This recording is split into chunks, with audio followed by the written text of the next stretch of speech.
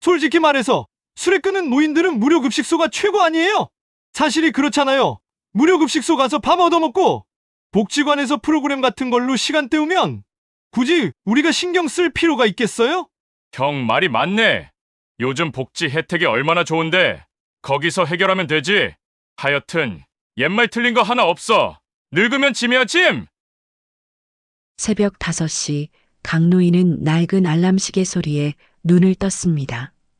75세의 몸은 이미 잠자리에서 일어나는 것조차 힘겨웠지만 그는 매일같이 이 시간에 몸을 일으켰습니다.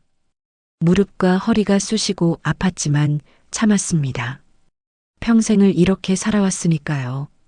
또 나가보자. 강노인은 혼잣말을 하며 낡은 작업복을 입었습니다. 아내가 살아있을 때 정성스럽게 꿰매준 바지였는데 이제는 기워진 자리가 더 많아졌습니다. 거울 속 자신을 보니 젊었을 때는 건장했던 체격도 이제는 바짝 말라 있었습니다. 집 밖으로 나가니 20년 넘게 함께 해온 동반자 리어카가 기다리고 있었습니다. 바퀴는 닳아서 삐걱거렸고 손잡이는 녹이 슬어 있었지만 강노인에게는 소중한 생계수단이었습니다. 젊었을 때는 건설 현장에서 일했지만 허리를 다치면서 무거운 걸 들기 힘들어져 그때부터 리어카를 끌며 아내와 함께 고무를 줍기 시작했죠. 리어카 옆에는 아내가 쓰던 작은 손수레가 여전히 놓여 있었습니다. 벌써 15년이 넘었는데도 치울 수가 없었어요. 여보, 오늘도 함께 갔으면 좋았을 텐데. 강노인은 아내의 손수레를 바라보며 중얼거렸습니다. 예전에는 부부가 함께 새벽마다 나가서 폐지와 고무를 주웠었습니다. 아내는 항상 당신 허리도 안 좋은데 같이 다니면 또 배로 벌 수 있으니까 같이 다녀요 하며 격려해 주었습니다. 함께 할 때는 힘든 줄도 몰랐는데 혼자가 되고 나니 모든 것이 2배로 무겁게 느껴졌습니다. 강노인은 리어카를 끌고 골목길을 나섰습니다. 15년 전 겨울 그 교차로를 지날 때마다 가슴이 먹먹해졌습니다. 바로 그곳에서 아내가 트럭에 치여 세상을 떠났거든요. 그날도 평소와 다름없이 함께 폐지를 주우러 가던 길이었습니다. 아내가 길 건너편 쌓인 골판지를 보고 저기 골판지가 잔뜩 쌓여 있네. 얼른 가져올게. 라고 말하며 뛰어나간 순간이었습니다. 조심해, 차 온다. 강노인이 소리쳤지만 이미 늦었습니다. 큰 소리와 함께 아내는 쓰러졌고 그대로 병원으로 실려갔지만 결국 깨어나지 못했습니다. 마지막 순간까지 아내는 우리 애들 하며 자식들 걱정만 했습니다. 시장에 도착한 강노인은 각 점포 앞에 버려진 박스와 신문지를 주워 담았습니다. 무거운 고철 조각을 들어 올릴 때마다 허리가 아팠지만 참고 견뎠습니다. 한 푼이라도 더 모아서 명절에 손주들 오면 용돈이라도 넉넉히 주고 싶었어요. 할아버지, 오늘도 어김없이 또 나오셨네요. 혼자 하시니까 힘드시죠? 생선가게 아주머니가 안쓰러운 표정으로 말했습니다. 강노인은 씁쓸하게 웃으며 대답했습니다. 이렇게라도 움직여야지 집에 있으면 뭐해요. 아주머니는 고개를 끄덕이며 생선 박스를 따로 모아뒀다가 건네주었습니다. 집으로 돌아가니 마주편에 사는 김순덕 아주머니가 기다리다 반갑게 맞아주며 강할아버지, 미역국과 밑반찬 좀 가져왔어요. 혼자 사시면서 드시는 거라도 잘 드셔야 하는데. 아이고, 항상 이렇게 신경 써주셔서 정말 감사합니다. 뭐려? 이웃끼리 당연한 거죠. 아프지 말고 건강하세요. 김순덕 아주머니는 따뜻한 미역국과 밑반찬을 건네주었습니다. 강노인은 고마운 마음으로 받으며 생각했습니다. 이런 따뜻한 마음을 가진 피를 나누지도 않은 이웃 사람도 있는데 정작 자신이 평생을 바쳐 키운 자녀들은 뭐 하나 하고 말이에요. 강노인은 세 자녀를 떠올렸습니다. 장남 철수는 중소기업 과장으로 일하며 가정을 꾸리고 있었고, 둘째 미정이는 학원을 운영하고 있었으며, 막내 성우도 사업을 하고 있다고 했습니다. 그래도 아내 없이 혼자서 모두 결혼을 시킨 자신이 스스로 대견하게 느꼈습니다. 오후가 되자 강노인은 다시 리어카를 끌고 주택가로 향했습니다. 재활용품을 버리는 날이었거든요. 플라스틱 병과 캔, 신문지를 주워 담으며 그는 생각했습니다. 아내가 살아있다면 얼마나 기뻐했을까요? 세 자녀 모두 대학까지 다 공부시켜 결혼까지 다 시켰으니 말이에요. 해가 질 무렵 강노인은 고물상으로 향했습니다. 하루 종일 모은 것들을 팔아야 했어요. 고물상 사장은 친절하게 무게를 재주었습니다. 할아버지, 오늘도 수고 많으셨어요. 8,000원 정도 되네요. 적지 않은 돈이었습니다. 강노인은 고마운 마음으로 돈을 받아 품속에 넣었습니다. 예전 같으면 아내와 함께 기뻐했을 텐데 이제는 혼자 중얼거릴 뿐이었습니다. 집으로 돌아가는 길 강노인은 리어카를 끌며 하늘을 올려다봤습니다. 별을 보니 착한 아내가 생각났습니다. 여보, 시간이 지날수록 당신이 더 보고 싶구려. 그날 오후 강노인은 리어카를 끌고 가다가 갑자기 가슴을 움켜쥐며 쓰러졌습니다. 지나가던 시민이 신고해서 응급실로 실려갔을 때 의사는 심근경색 초기 증상이라고 진단했습니다. 입원이 필요하다는 말에 강노인은 당황했지만 병원에서는 보호자 연락처를 물어봤습니다. 할아버지, 가족분들 연락처 어떻게 되세요? 간호사가 강노인의 핸드폰에서 자녀들 번호를 찾아 전화를 걸기 시작했습니다. 강노인은 병상에 누워 천장을 바라보며 생각했습니다. 누가 올려나? 첫 번째로 장남 철수가 도착했습니다. 얼굴에는 귀찮다는 표정이 역력했습니다. 병실 문을 열고 들어오자마자 인상을 찌푸렸습니다. 아버지, 입원하셔야 되는 거예요? 아참, 병원비가 얼마나 나오려나. 강노인은 아들의 첫마디가 안부가 아닌 돈 이야기라는 사실에 가슴이 먹먹해졌습니다. 하지만 미안한 마음이 앞섰습니다. 철수야, 애비가 미안하다. 늙으니 몸이 내 맘 같지 않구나.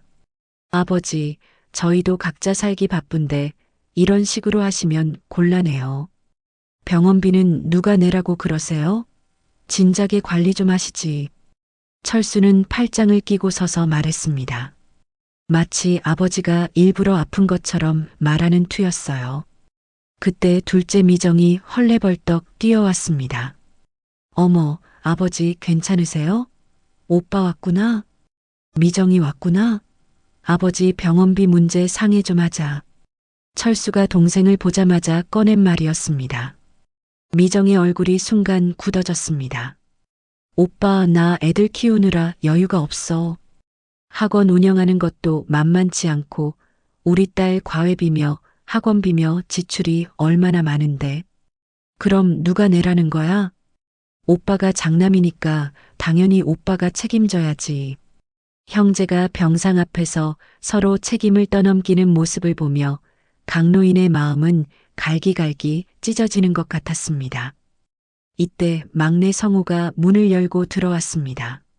아버지, 형 누나도 왔구나. 아버지, 좀 어떠세요? 성우가 묻자 철수가 즉시 대답했습니다.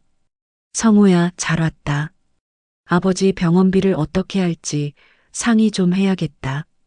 성우는 손사래를 치며 뒤로 물러났습니다.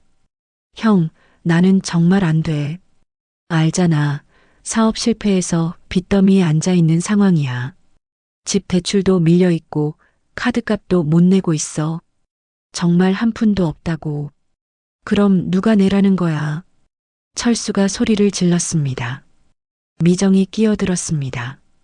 아니, 왜 다들 나한테만 떠넘기려고 그래? 나도 사정이 있다고.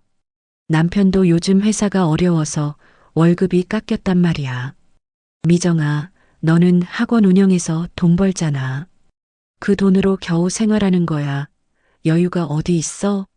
세 남매는 병상에 누운 아버지는 안중에도 없이 서로 실랑이를 벌였습니다.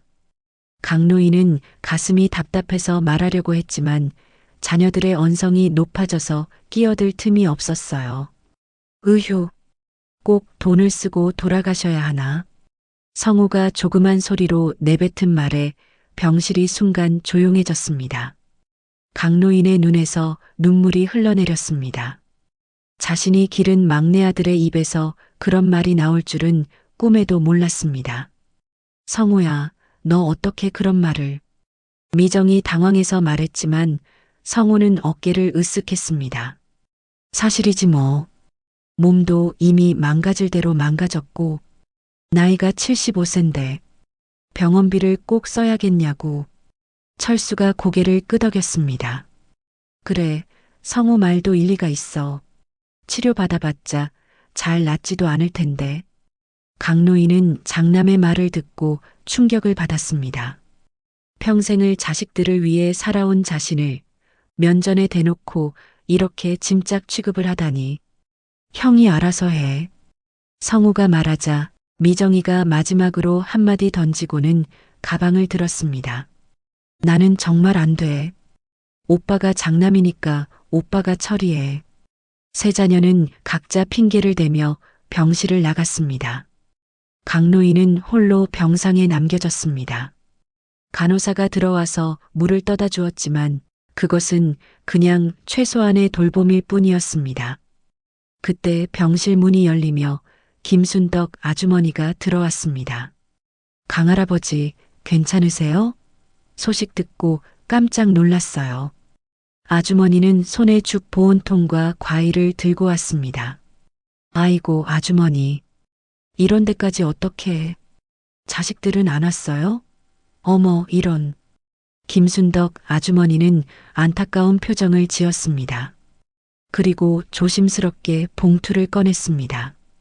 이거 병원비에 조금이라도 보태세요. 많지는 않지만. 아니에요. 이러지 마세요. 받을 수 없어요. 괜찮으니 받으세요. 어려울 때 서로 돕는 게 이웃이죠. 그렇게 김순덕 아주머니는 집으로 돌아가셨고 저녁이 되어도 자식들은 다시 돌아오지 않았습니다. 강노인은 천장을 바라보며 눈물을 흘렸습니다. 하지만 마음 한편으로는 아직 희망을 버리지 않았습니다. 혹시 내일은 와서 사과할지도 모른다고 자녀들에게 한 번 더 기회를 주고 싶다고 생각했습니다. 하지만 아무리 기다려도 병원에 있는 시간 내내 아무도 오지 않았습니다. 그나마 옆 침대 간병인이 할아버지가 혼자라는 것을 알고 측은히 여겨 많은 도움을 주었습니다. 의사는 상태가 안정되었다며 퇴원해도 된다고 했지만 강노인은 혹시나 해서 하루 더 기다려봤습니다. 결국 혼자서 퇴원 수속을 밟아야 했습니다. 병원비는 그동안 모아둔 적금을 깨서 겨우 치렀습니다. 집으로 돌아가는 길 강노인은 자식들에 대한 실망감이 컸지만 그래도 마음 한편으로는 이해하려고 노력했습니다.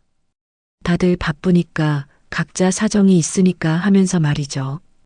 그렇게 일주일이 지났을 때 뜻밖에도 장남 철수에게서 연락이 왔습니다. 가족들이 모여서 식사를 하자는 제안이었습니다. 강노인은 가슴이 뛰었습니다. 혹시 자식들이 사과를 하려나 보다 하는 기대감이 들었죠. 아버지, 오늘 저녁에 다들 모이기로 했으니 근처 식당에서 만나요. 철수의 목소리는 여전히 차갑게 들렸지만 강노인은 그래도 가족이 함께 모인다는 사실에 희망을 품었습니다. 오랜만에 정성스럽게 면도를 하고 깨끗한 옷을 입었습니다.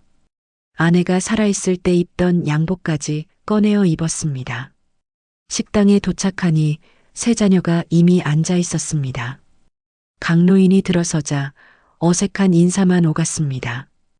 테이블에는 여러 요리가 나와 있었지만 분위기는 차가웠습니다. 아버지, 앉으세요. 미정이 의자를 가리키며 말했습니다. 강노인은 조심스럽게 자리에 앉았습니다. 오랜만에 자식들과 함께하는 식사라서 기뻤지만 왠지 모르게 불안한 기분이 들었습니다. 어떻게 지내셨어요?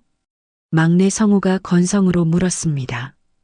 강노인은 반가운 마음에 대답했습니다. 그냥 그렇게 지내고 있다. 너희들은 어떻고? 바쁘게 살고 있죠. 뭐? 철수가 대답하면서 술잔을 들었습니다. 벌써 몇 잔을 마신 것 같았습니다. 얼굴이 빨갛게 달아올라 있었거든요.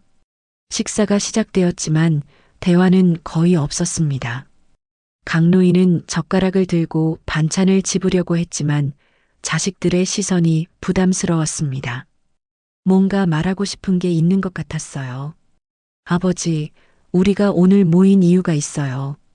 철수가 드디어 입을 열었습니다. 강노인은 고개를 들어 장남을 바라봤습니다. 무슨 이야기인지 들어보자. 앞으로 아버지 문제를 어떻게 할지 상의해야 하려고요. 병원비도 그렇고 생활비도 그렇고. 철수의 말에 강노인의 가슴이 철렁했습니다. 화합을 위한 자리가 아니라 자신을 어떻게 처리할지 상의하는 자리였던 거였습니다. 우리 각자 사정이 있잖아요. 계속 이런 식으로는 안 되겠어요. 미정이 끼어들었습니다. 강노인은 당황해서 물었습니다. 무슨 말이냐? 아니, 솔직히 말해서 우리도 각자 가정이 있고 할 일이 많아요. 아버지 뒷바라지까지 할 여유가 없다고요. 성우가 직설적으로 말했습니다. 강노인은 숨이 막히는 것 같았습니다. 내가 언제 너희들한테 뒷바라지해 달라고 했냐? 아버지, 현실을 보세요. 75세에 아직도 리어카 끌고 다니시는 게 말이 돼요? 철수가 술잔을 한 번 더 기울이며 말했습니다. 술기운이 돌아서인지 점점 거칠어지고 있었습니다. 그럼 나보고 어쩌라는 거냐? 강노인이 떨리는 목소리로 물었습니다. 철수가 비웃듯 웃으며 대답했습니다. 솔직히 말해서 술에 끄는 노인들은 무료 급식소가 최고 아니에요? 순간 식탁이 조용해졌습니다. 강노인은 자신의 귀를 의심했습니다. 장남의 입에서 그런 말이 나올 줄은 꿈에도 몰랐거든요. 철수야, 너 지금 뭐라고 했냐? 강노인의 목소리가 떨렸습니다. 하지만 철수는 개의치 않고 계속 말했습니다. 사실이 그렇잖아요. 무료 급식소 가서 밥 얻어먹고 복지관에서 프로그램 같은 걸로 시간 때우면 굳이 우리가 신경 쓸 필요가 있겠어요? 성우가 피식 웃으며 형을 거들었습니다. 형 말이 맞네. 요즘 복지 혜택이 얼마나 좋은데. 거기서 해결하면 되지. 하여튼 옛말 틀린 거 하나도 없어. 늙으면 짐이야 짐. 미정은 고개를 돌리며 창밖을 바라봤습니다. 듣지 못한 척하고 있었지만 그것도 동조하는 것과 다름없었습니다.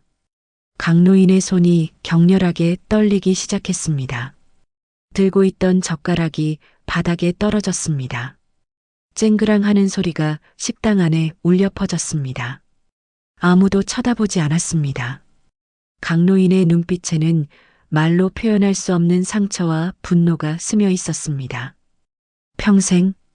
평생을 너희들을 위해 살았는데. 강노인이 떨리는 목소리로 중얼거렸습니다. 하지만 자녀들은 들은 척도 하지 않았습니다. 아버지, 감정적으로 생각하지 마시고 좀 현실적으로 생각해 보세요. 철수가 차갑게 말했습니다. 강노인은 더 이상 참을 수 없어 자리에서 일어났습니다. 나는 집에 가겠다. 아버지, 아직 식사 안 끝났어요. 성우가 말했지만 강노인은 돌아보지 않았습니다. 식당 문을 열고 나가면서 뒤에서 들리는 자녀들의 대화가 귀에 꽂혔습니다. 이제 어떻게 할 거야? 일단 지켜보자. 며칠 지나면 알아서 받아들이시겠지. 강노인은 집으로 가는 길 내내 눈물을 흘렸습니다. 하지만 집에 도착했을 때는 눈물 대신 다른 감정이 자리 잡고 있었습니다. 분노와 결심이었습니다. 집 앞에 도착하니 김순덕 아주머니가 현관 앞에서 기다리고 있었습니다. 강할아버지, 얼굴이 왜 그러셔요? 무슨 일 있었어요? 아주머니는 강노인의 상심한 표정을 단번에 알아챘습니다. 아닙니다. 그냥 들어가서 따뜻한 차라도 한잔 하세요. 제가 끓여드릴게요. 김순덕 아주머니는 강노인을 집으로 들여보내고 정성스럽게 차를 끓여주었습니다. 자식들이 또 그랬죠? 에휴, 정말. 아주머니는 말은 안 했지만 모든 걸 이해하고 있었습니다. 그날 밤 강노인은 잠을 이루지 못했습니다. 자식들의 차가운 말들이 계속 머릿속을 맴돌았어요. 술에 끄는 노인들은 무료급식소가 최고 아냐? 장남의 그 말이 특히 가슴을 후벼 팠습니다. 하지만 분노와 함께 다른 감정도 올라왔습니다. 바로 안도감이었습니다. 새벽이 되자 강노인은 침실 장롱 깊숙한 곳에서 낡은 가방을 꺼냈습니다. 다 헤어진 오래된 가죽 서류 가방이었는데 자물쇠까지 채워져 있었습니다. 열쇠를 찾아 조심스럽게 열어보니 여러 서류들이 정리되어 있었습니다. 강노인은 가방 속 서류들을 확인했습니다. 자식들이 탐내지 못하도록 일부러 숨겨왔던 것들이었어요. 혹시나 해서 말이죠. 그런데 그 혹시나가 현실이 되었습니다. 이놈들이 이걸 알면 다들 놀라 자빠지겠지? 강노인은 씁쓸하게 웃었습니다. 자식들은 아버지가 가진 것이라곤 이 낡은 집뿐이라고 생각하고 있었죠. 강노인은 서류들을 다시 정리하고 외출 준비를 했습니다. 오늘 해야 할 일이 있었거든요. 시내 법무법인으로 향했습니다. 변호사를 만나러 가는 것이었죠. 안녕하십니까? 전화로 예약했던 강창기라고 합니다. 아, 네, 들어오세요. 유언장 작성 상담이라고 하셨죠? 젊은 변호사가 친절하게 맞아주었습니다. 강노인은 준비해온 서류들을 책상 위에 펼쳐놓았습니다. 낡은 가방에서 꺼낸 토지 소유권 증서, 여러 개의 적금 통장들, 그리고 시청에서 온 우편물까지. 이 모든 재산을 유언으로 처리하고 싶습니다. 변호사가 서류들을 검토하더니 놀란 표정을 지었습니다. 땅이 3,000평이나 되는군요. 이 토지 수용 보상금 지급 통지서를 보니 1,000평이 도로 건설로 수용된다고 하네요. 그리고 나머지 2,000평도 도로가 뚫리면 가치가 아마 몇 배로 뛸 겁니다. 적금도 2천만 원이나 되시고 상당한 재산이 되겠는데요. 자녀분들은 몇이나 되시나요? 3명 있는데 그 애들에게는 한 푼도 물려주고 싶지 않습니다. 강노인의 단호한 말에 변호사가 당황했습니다. 그럼 어떻게 처리하고 싶으신지요? 제가 평생 모은 적금 2천만 원은 우리 동네에서 저를 오랫동안 가족보다 더 정성스레 돌봐주신 김순덕 아주머니께 드리고 싶습니다. 그리고 토지 관련된 모든 재산은 시립 무료급식소에 기부하겠습니다. 변호사가 펜을 들고 꼼꼼히 적어 나갔습니다. 정말 확실하신 거죠? 법정 상속인인 자녀분들을 완전히 배제하시는 건데. 네, 확실합니다. 제가 몸이 병들고 나이가 드니까 자식들이 서로 누가 아버지를 모실 거냐며 떠넘기더니 결국 저보고 무료급식소에서 밥이나 얻어먹으면 된다고 하더군요. 그러면 무료급식소에 기부하는 게 옳겠죠. 강노인의 눈빛이 차갑게 변했습니다. 변호사는 여러 차례 확인을 거쳐 유언장을 작성했습니다. 김순덕 씨에게 적금 2천만 원, 그리고 시립 무료급식소에 토지 수용 보상금과 남은 토지 2,000평을 기부한다는 내용으로 작성되었습니다. 자, 그럼 여기에 서명해 주세요. 강노인은 떨리지 않는 손으로 또박또박 서명했습니다. 공증까지 마치고 나니 마음이 한결 가벼워졌습니다. 혹시 마음이 바뀌시면 언제든 다시 오세요. 아닙니다. 절대 바뀌지 않을 겁니다.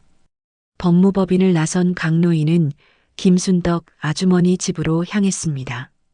맞은편에 사는 김순덕 아주머니는 강노인이 아플 때뿐만 아니라 평소에도 혼자 있는 게 안쓰러워 수시로 끼니를 챙겨주던 고마운 분이었습니다. 어머, 강할아버지. 웬일이세요? 아주머니, 항상 고맙습니다. 아주머니 덕분에 제가 이렇게 잘 살고 있네요. 무슨 말씀을. 이웃끼리 당연한 거죠. 김순덕은 따뜻한 차를 내주었습니다. 강노인은 그 차를 마시며 생각했습니다. 진짜 가족은 혈연이 아니라 마음이구나 하고 말입니다.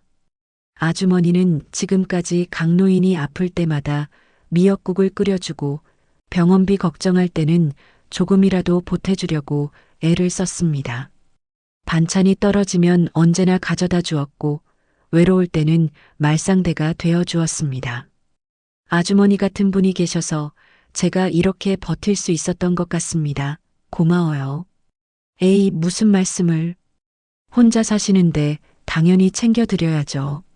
자식들은 요즘 어떻게 지내요? 김순덕의 물음에 강노인은 잠시 말을 잇지 못했습니다. 그냥 바쁘게 지내고 있죠. 아주머니는 강노인의 표정을 보고 더 이상 묻지 않았습니다. 집으로 돌아온 강노인은 다시 리어카를 끌고 나갔습니다. 이제 두렵지 않았습니다. 자식들이 자신을 버려도 상관없었습니다. 오히려 그날이 기다려졌어요. 자신들이 얼마나 큰 실수를 했는지 깨닫게 될 그 순간을 말이죠. 그날 밤 강노인은 오랜만에 편안히 잠들었습니다. 마지막 카드를 준비했다는 안도감 때문이었습니다. 이제 자식들이 어떤 선택을 하든 후회하지 않을 것 같았습니다. 유언장을 작성한 지 며칠 후 강노인은 평소와 다름없이 리어카를 끌고 나갔습니다. 하지만 집에 돌아와 보니 뭔가 이상했습니다. 서랍이 조금씩 열려 있고 옷장 안이 어수선했습니다. 누가 들어왔나? 강노인은 의심스러운 눈으로 집안을 살펴봤습니다. 그때 현관문이 열리며 장남 철수가 들어왔습니다. 아버지, 다녀오셨어요? 철수의 표정이 어딘가 어색했습니다. 강노인은 눈치챘지만 모른 척했습니다. 응, 웬일이냐? 그냥 안부 인사차 왔죠. 철수는 거실을 둘러보며 말했습니다. 하지만 그의 시선은 계속 장롱과 서랍을 훑고 있었습니다. 강노인은 속으로 웃었습니다. 자식이 아버지 몰래 통장을 뒤져봤다는 걸 알 수 있었거든요. 못 찾는 거 있냐? 강노인이 날카롭게 물었습니다. 철수는 당황하며 고개를 저었습니다. 아니에요, 아버지. 그냥 보는 거예요. 그때 둘째 미정이 성급하게 들어왔습니다. 아버지 계시네요.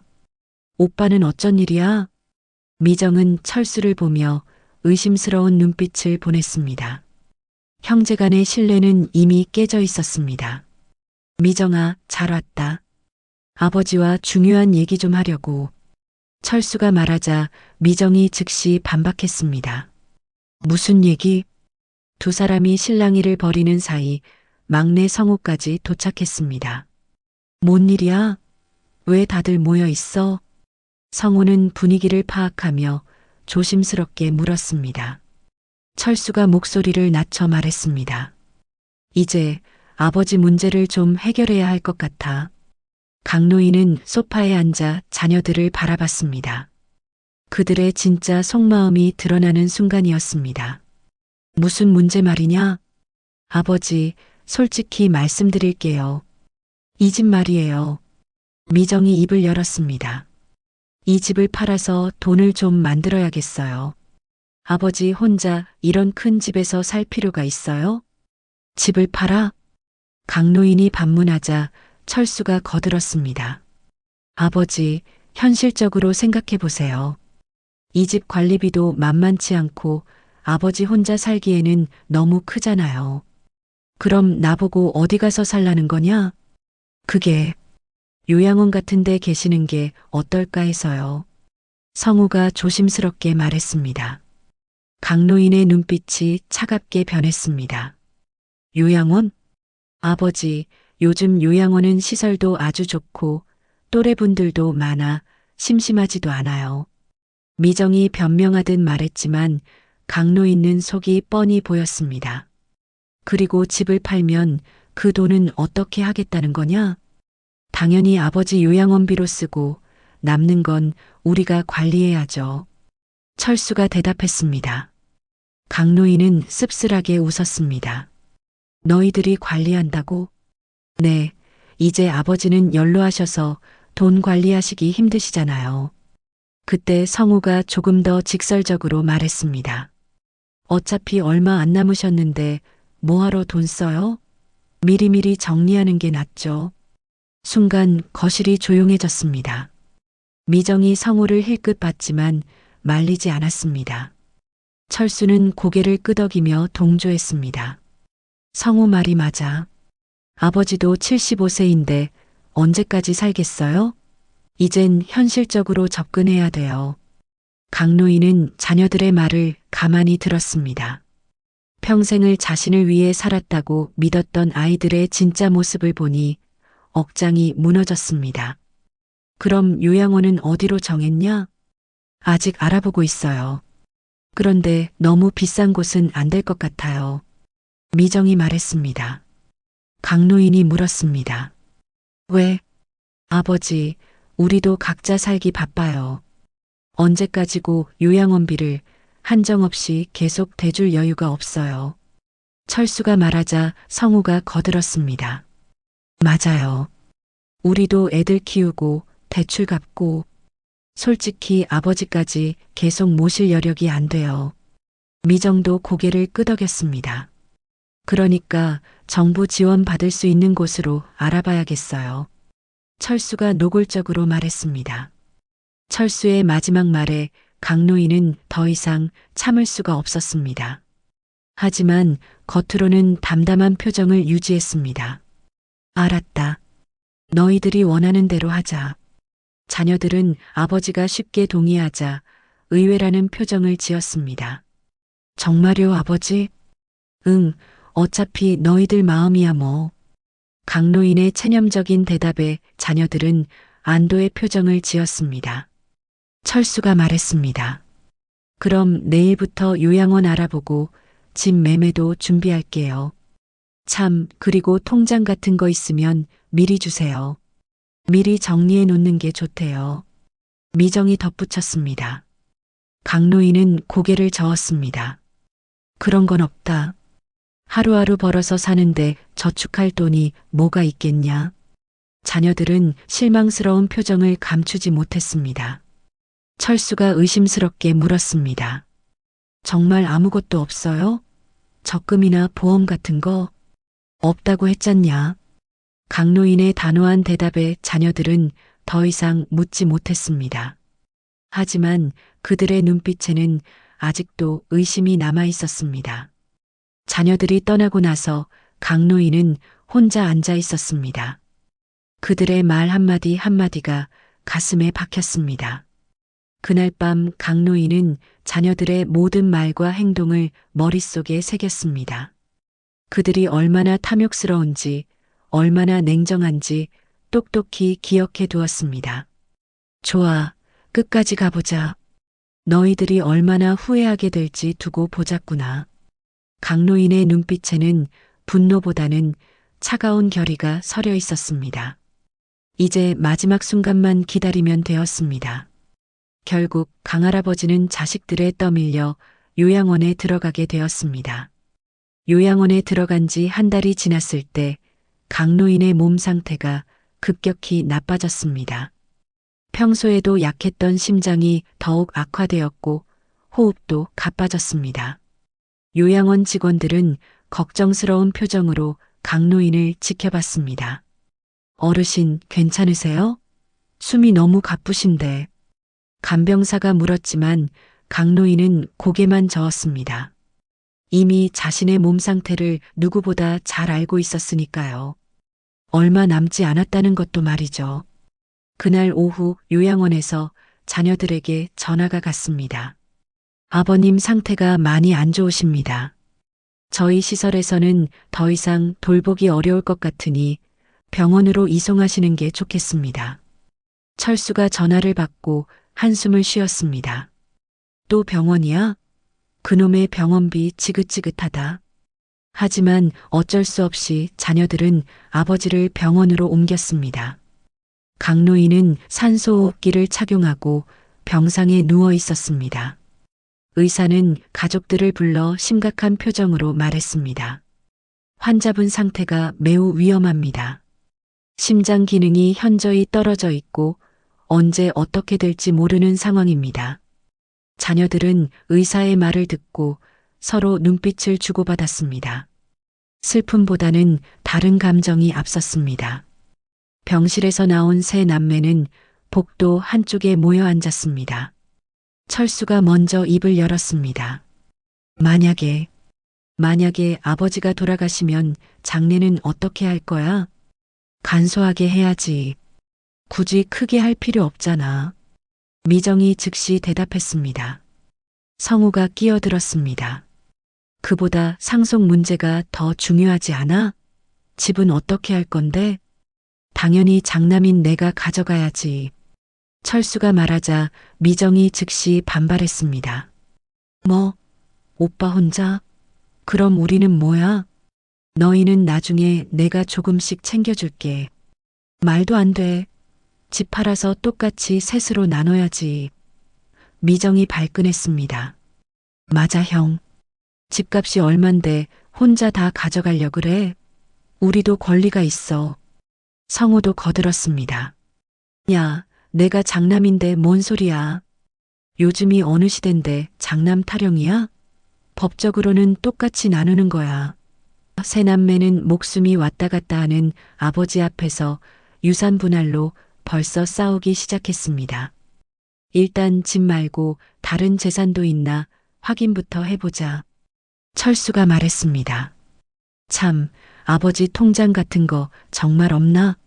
장례비라도 있으면 좋을 텐데. 철수가 다시 물었습니다. 미정이 고개를 저었습니다. 아무리 찾아봐도 없더라고. 정말 하루벌이로 사셨나 봐. 에휴, 마지막까지 집만 되네, 정말. 성우가 투덜거렸습니다. 그들의 대화는 점점 노골적으로 변해갔습니다. 그래도 집값은 제법 나올 거야. 요즘 부동산 시세가 올랐으니까. 그래, 그거라도 있어서 다행이다. 이때 간병사가 급하게 뛰어왔습니다. 어르신 상태가 급격히 나빠지고 있어요. 어서 들어가세요. 세 남매는 서둘러 병실로 들어갔습니다. 강노인은 산소호흡기 너머로 힘겹게 숨을 쉬고 있었습니다. 하지만 그의 눈빛은 여전히 또렷했습니다. 아버지, 괜찮으세요? 미정이 형식적으로 물었습니다. 강노인은 자녀들을 하나씩 바라봤습니다. 그들의 얼굴에는 걱정보다는 초조함이 더 많이 보였습니다. 강노인은 힘겹게 입을 열었습니다. 너희들, 정말, 끝까지. 아버지, 힘드신데 말씀하지 마세요. 철수가 말렸지만 강노인은 계속했습니다. 내가 죽으면 너희들이 얼마나 후회할지. 아버지, 무슨 말씀이세요? 성우가 무슨 뜻인가 싶어 물었습니다. 강노인의 입꼬리에 미소가 번졌습니다. 자신이 준비해둔 마지막 카드를 생각하니 기분이 묘했습니다. 천벌이 올 것이다. 강노인이 마지막 힘을 다해 말했습니다. 자녀들은 그 말을 듣고 서로를 바라봤습니다. 뭔 천벌이야? 아버지가 이제 헛소리를 다 하신다. 철수가 코웃음을 쳤습니다. 미정도 고개를 저었습니다. 갈 때 되니까 이상한 소리 하시는 거지 뭐. 성우는 아무 말 없이 시계만 바라봤습니다. 언제 끝날지 지루한 듯한 모습으로요. 강노인은 자녀들의 반응을 보며 속으로 웃었습니다. 곧 그들이 얼마나 어리석었는지 깨닫게 될 것이었으니까요. 그 후 이틀 동안 강창기의 상태는 위험했다가 조금 나아지기를 반복했습니다. 자녀들은 교대로 병실을 지켰지만 그들의 관심은 여전히 다른 곳에 있었습니다. 장례식장은 어디로 할까? 너무 비싼 곳 말고 적당한 데로. 부의금은 얼마나 받을 수 있을까? 병실에서도 그들의 대화는 계산뿐이었습니다. 강노인은 그 모든 것을 들으면서도 아무 말도 할 수 없었습니다. 사흘째 되는 날 새벽 강노인의 호흡이 더욱 가빠지고 심장 박동도 불규칙해졌습니다. 의료진이 분주하게 움직였고 자녀들에게 연락이 갔습니다. 빨리 오세요. 진짜 마지막일 수 있습니다. 세 남매는 급하게 병원으로 달려왔습니다. 강노인은 의식이 희미해진 상태였어도 귀는 또렷했습니다. 이제 정말 얼마 안 남았나 보네. 장례 준비 미리 해둘까? 유언 같은 거 남긴 것도 없나? 자녀들의 마지막 대화까지도 돈에 관한 것뿐이었습니다. 강노인은 마지막 순간까지 그들의 탐욕을 확인하며 가슴 아파했습니다. 그리고 마침내 그날 밤 강노인은 조용히 숨을 거뒀습니다. 자녀들은 형식적으로 눈물을 흘렸지만 이미 머릿속으로는 장례 일정을 계산하고 있었습니다. 이제 진짜 장례 준비해야겠다. 철수가 말했을 때 그들은 아직 몰랐습니다. 아버지가 그들을 위해 준비해둔 마지막 선물이 무엇인지 말이죠. 강노인의 장례식장은 겉보기에는 조용해 보였습니다. 하지만 속은 완전히 달랐습니다. 세 남매는 조문객들 사이에서도 계속 상속 이야기를 속삭이고 있었습니다. 형, 집 감정평가는 언제 받을 거야? 성우가 철수에게 귓속말로 물었습니다. 철수는 주위를 둘러보며 대답했습니다. 장례 끝나자마자 바로 할 거야. 미룰 필요 없잖아. 미정도 끼어들었습니다. 그런데 정말 다른 재산은 하나도 없는 건가? 보험이라도 있을 텐데. 아무리 뒤져봐도 없더라. 진짜 하루벌이였나 봐. 철수가 실망스러운 표정으로 말했습니다. 그들은 아버지의 영정 앞에서도 돈 계산에만 여념이 없었습니다. 장례를 마친 사흘 후 세 남매는 강노인의 집에서 유품 정리를 하고 있었습니다. 옷가지며 생활용품을 정리하면서도 혹시 숨겨둔 돈이나 통장이 있을까 싶어 구석구석 뒤지고 또 뒤졌죠. 정말 아무것도 없네. 보험 증서라도 있을 줄 알았는데. 철수가 실망하며 말했을 때 전화벨이 울렸습니다. 여보세요? 철수가 전화를 받았습니다. 안녕하세요. 강창기님 장남분이신가요? 저는 법무법인 정의에서 일하는 변호사 김정민입니다. 철수의 표정이 의아해졌습니다. 네. 그런데 무슨 일이시죠?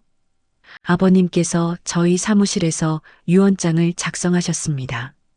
상속인 분들께 공개해야 할 내용이 있어서 연락드렸습니다.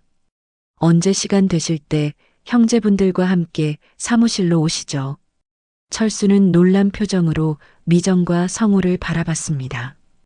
유언장이요? 저희 아버지가 그런 걸 써놨다고요? 전화 너머로 성우와 미정도 들을 수 있게 스피커폰을 켰습니다. 네, 2달 전쯤 직접 오셔서 작성하셨습니다. 내일 오후에 사무실로 오실 수 있으신가요? 세 남매는 서로 눈빛을 주고받았습니다. 혹시 아버지가 숨겨둔 재산이 있는 건 아닐까 하는 기대감이 들었습니다. 네, 가겠습니다. 철수가 대답했습니다. 다음 날 오후 세 남매는 법무법인 사무실에 모였습니다.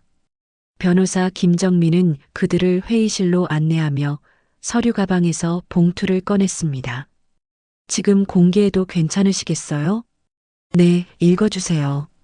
철수가 대답했습니다. 변호사는 봉투를 열고 유언장을 꺼내 들었습니다.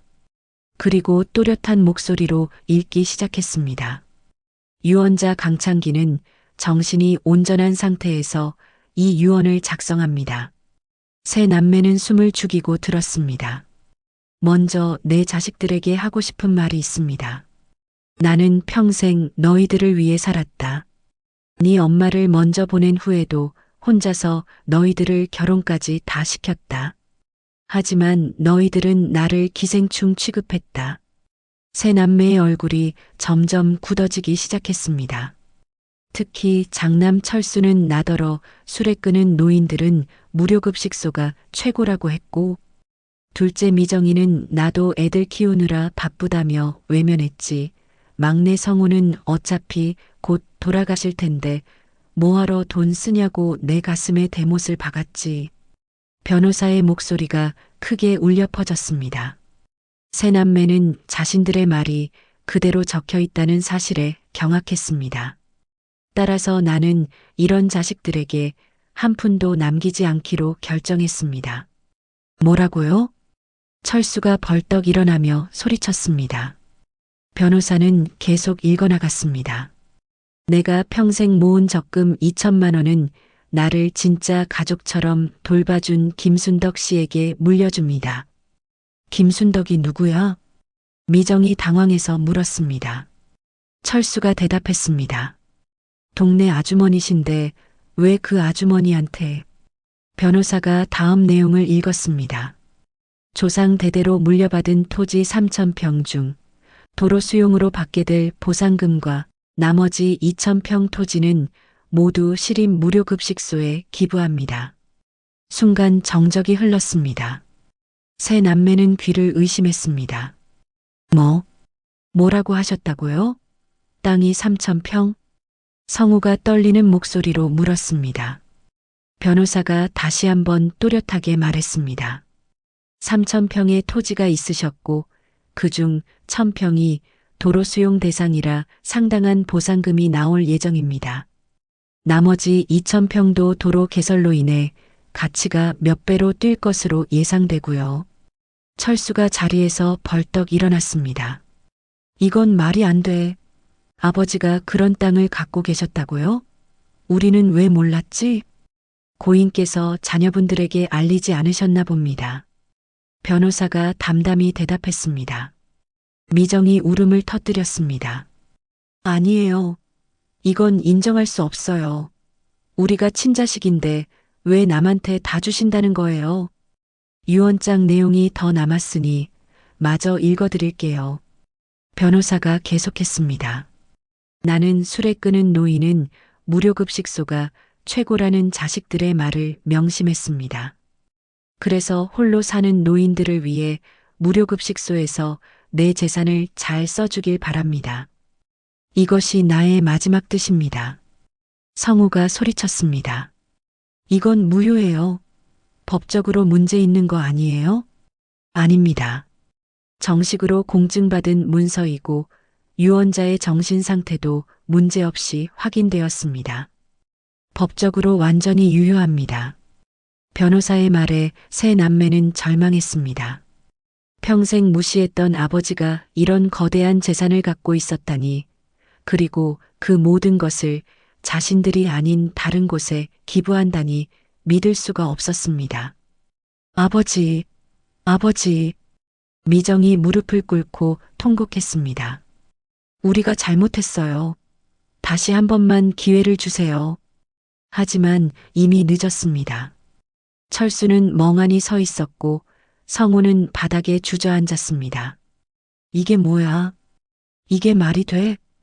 변호사 사무실은 새 남매의 통곡과 절규로 뒤덮였습니다.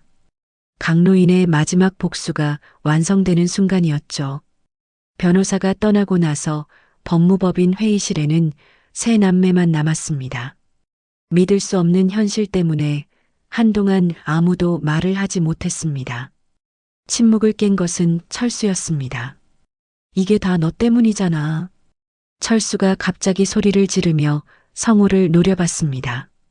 네가 그런 말을 해서 이렇게 된 거야. 어차피 곧 돌아가실 텐데 뭐하러 돈 쓰냐? 이런 말은 못하러 하냐? 성우가 즉시 반박했습니다. 뭐? 나만 그런 말 했어? 형이 먼저 술에 끄는 노인들은 무료급식소가 최고라며? 미정도 끼어들었습니다. 다들 왜 싸워? 나도 잘못했지만 우리 모두 다 그런 마음이었지 뭐. 너도 마찬가지야. 애들 키우느라 바쁘다며 아버지를 외면하지만 않았어도 철수가 미정에게도 화를 냈습니다. 세 남매는 서로를 원망하며 다투기 시작했습니다. 이제 어떻게 할 거야? 몇십억 원짜리 땅을 그냥 날린 거라고. 성우가 머리를 감싸쥐고 말했습니다. 미정이 울음을 터뜨렸습니다. 우리가 바보였어. 아버지가 그런 재산을 갖고 계신 걸 미리 알았더라면. 바보는 무슨. 이건 사기야 사기. 법적으로 문제 제기해야 돼. 철수가 흥분해서 말했습니다. 하지만 성우가 고개를 저었습니다. 형, 변호사 말 못 들었어? 정식으로 공증받은 거라고 했잖아. 우리가 뭘 할 수 있겠어? 그들의 다툼은 밤늦게까지 이어졌지만 바뀌는 것은 아무것도 없었습니다. 재산은 이미 다른 곳으로 넘어간 상태였습니다. 며칠 후 김순덕 아주머니는 변호사로부터 연락을 받았습니다. 2천만 원이 자신 앞으로 유증되었다는 믿기 어려운 소식이었습니다. 어머나, 이게 무슨 일이에요? 김순덕은 눈물을 흘리며 말했습니다. 강노인이 평생 한 푼 두 푼 모은 소중한 돈일 거라는 걸 너무도 잘 알고 있었기 때문이죠. 강할아버지가 아무것도 한 거 없는 저한테 이런 큰 돈을. 그녀는 강노인의 집 앞에서 한참을 울었습니다. 살아생전 자신에게 고마워했던 강노인의 모습이 떠올랐습니다. 걱정 마세요, 강할아버지. 이 돈 뜻깊게 잘 쓸게요. 할아버지처럼 어려운 이웃들 돕는 데 쓸 거예요.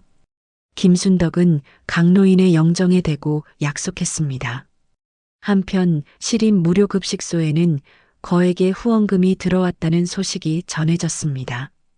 토지 수용 보상금과 남은 땅의 가치를 합치면 10수억 원에 달하는 금액이었습니다.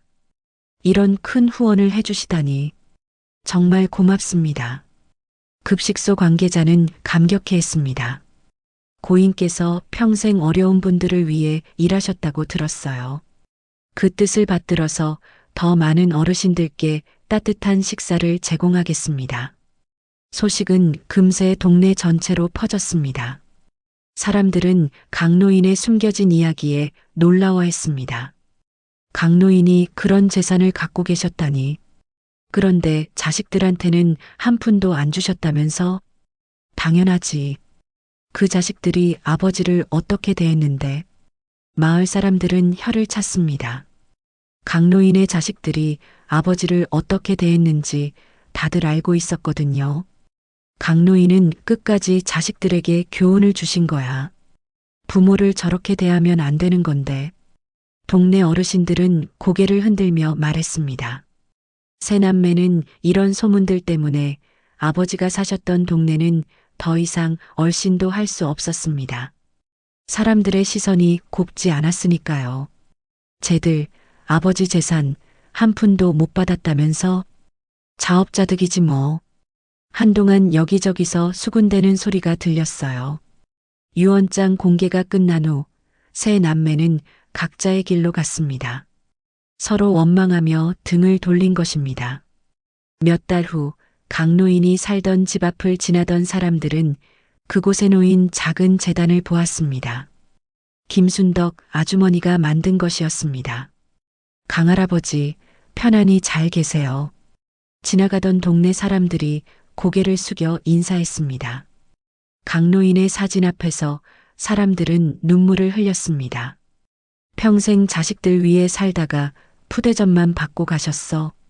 그래도 마지막에는 제대로 복수하셨네. 사람들은 강노인의 이야기를 교훈 삼아 자녀들에게 들려주었습니다. 세 남매의 이야기는 동네에서 오랫동안 회자되었습니다. 강노인은 죽어서도 마지막 교훈을 남겼어요. 진짜 가족이 무엇인지, 부모에 대한 도리가 무엇인지 알려준 것입니다. 그의 영정 앞에서 김순덕 아주머니는 오늘도 따뜻한 차 한 잔을 올렸습니다. 고생 많으셨어요, 강창기 할아버지. 이제 그곳에서 편히 쉬세요. 부모를 기생충처럼 여긴 자식들은 결국 천벌을 받았습니다. 우리가 살아가는 동안 부모님은 늘 우리 뒤에 계셨습니다. 여러분이라면 홀로 남은 부모님을 어떻게 하셨을까요? 그리고 부모님께 마지막으로 고맙다는 말을 한 게 언제인가요? 혹시 아직 못다 한 말이 있다면 댓글로 함께 나눠주세요. 오늘의 이야기가 마음에 와닿았다면 구독과 좋아요 부탁드립니다.